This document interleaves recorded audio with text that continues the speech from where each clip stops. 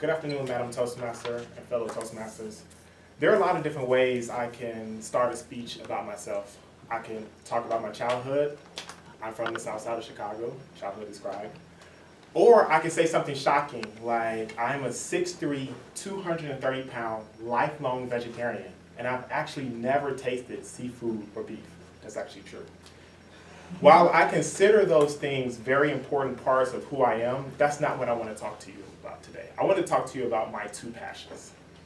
My first passion is Spanish and Spanish culture. Before coming here to the Naval Postgraduate School, I lived in Rota, Spain for 3 years. And however awesome you think that experience was, I can assure you it was more awesome. I used to pinch myself sometimes because I was enjoying it so much. By the time I left, I really felt as if I was meant to be Spanish. The idea of a siesta fit me like a well-worn glove. And I found myself saying tranquilo all the time.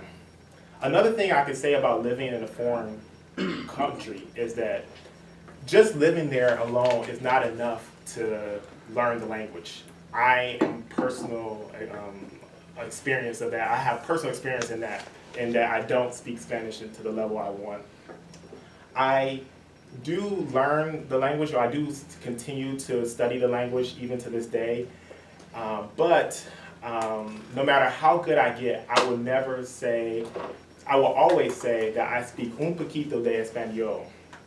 One of my lifelong goals is to be like one of those people who you meet and you ask them, do they speak English? And they say, well, I speak just a little bit. And then they say, well, just tell me, what do you want to know? And then you go on to have a full conversation with them in perfect or nearly perfect English. And you think to yourself afterwards, wait a minute, this person speaks a little bit more than just a little English. And then you think to yourself, well, if they think that's a little English, then I speak only a little bit better than a little English, and it's my native language. Well, enough about Spanish. Let's talk about my second obsession, Brazilian Jiu-Jitsu, which I actually discovered in Spain. There's something about that place. One thing that drew me to Jiu-Jitsu is how counterintuitive it is and how much strategy is involved. It's nothing like the other sparring sports, like boxing, for instance. In those sports, the goal is intuitive, where the goal is to connect your fist to their body as many times as possible while denying them that opportunity.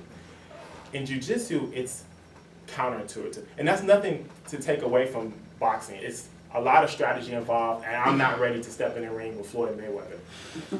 But Jiu-Jitsu is different. The goal is to control another person's body on the ground through a series of moves that leads them to not want to continue the fight any longer.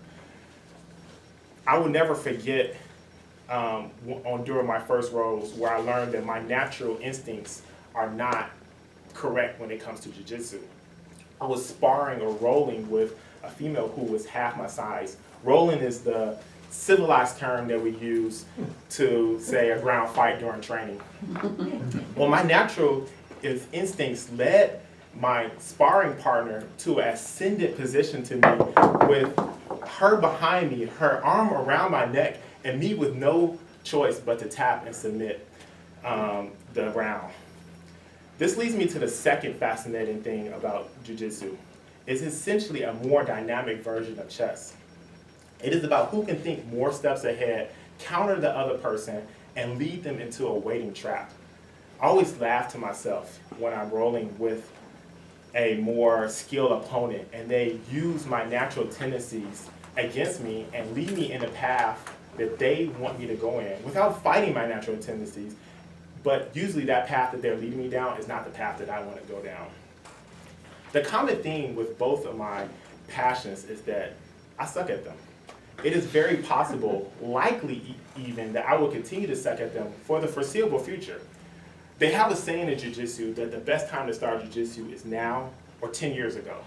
Well, until I find a time machine, I will continue to enjoy them and hopefully suck just a little bit less each day. Thank you.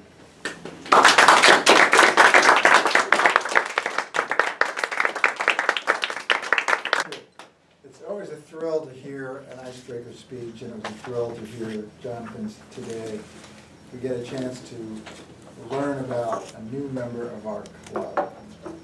And there's several ways we can give an icebreaker speech, which, to remind all of you, particularly the guests, is to just break the ice, to tell the group a little about yourself. And that can be done in any way. We could do it chronologically, where I was born, where I grew up, what I'm doing now, or you can talk about a couple of your passions.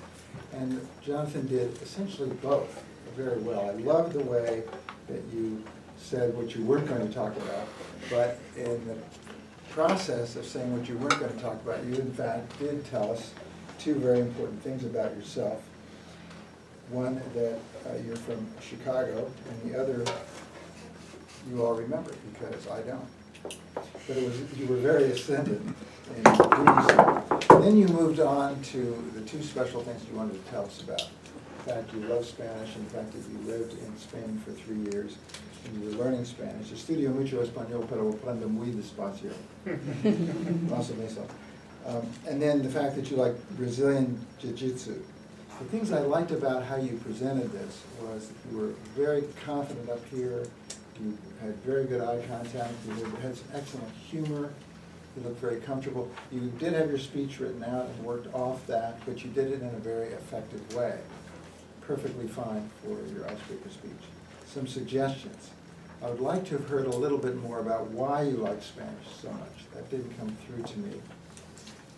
So a sentence or two more about why that's a passion. And the same thing was with the jiu-jitsu. You did say that you liked it and how it was different, but not really the depth that I would like to have heard. You told us more about you and why, how you were different from someone else. I remember the other thing that you didn't tell us about, and that was, you didn't tell us about the fact that you were a vegetarian since you were born.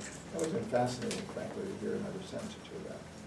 Another suggestion or two, you did say some odds and ums. Those will go away as you talk more and do other roles. So you need to pause by just breathing, slowing down, then the odds and ums magically go away. The other thing we need to do with Pathways is to print out the evaluation form so that your evaluator has that to give you some notes back. Wonderful beginning, wonderful introduction to the club, about you. I look forward to more. Madam Toastmaster.